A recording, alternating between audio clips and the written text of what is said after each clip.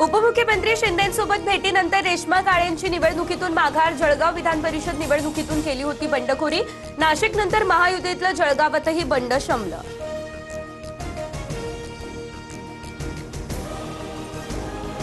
रोहित पवारांच्या अन्नत्याग आंदोलनाचा दुसरा दिवस। कृषीमंत्री भरणेंकडून रोहित पवार यांना सोमवारी चर्चेचं निमंत्रण। सरकार शेतकऱ्यांच्या सरसकट कर्जमाफीचं आश्वासन देत नाही, तोपर्यंत आंदोलन सुरू ठेवणार, रोहित पवार ठाम।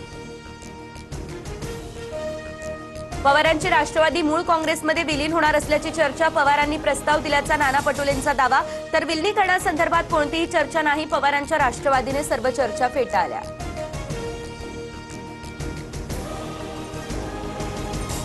काँग्रेस बुडतं जहाज, कोणत्या पक्षाने त्यात पाय ठेवला तर आम्हालाच फायदा होणार। मुख्यमंत्री फडणवीसांचा विरोधी पक्षातील नेत्यांना टोला। बेगानी शादी में अब्दुल्ला दिवाना असं म्हणत राऊतांनाही डिवचलं। अर्थ खात्यासंदर्भातील मुख्यमंत्री फडणवीसांच्या वक्तव्यानं सस्पेन्स। आज तरी अर्थ खातं माझ्याकडेच, फडणवीसांचं वक्तव्य। अर्थ खात्यासंदर्भातील प्रश्नावर सुनेत्रा पवारांचं मात्र नो कमेंट्स।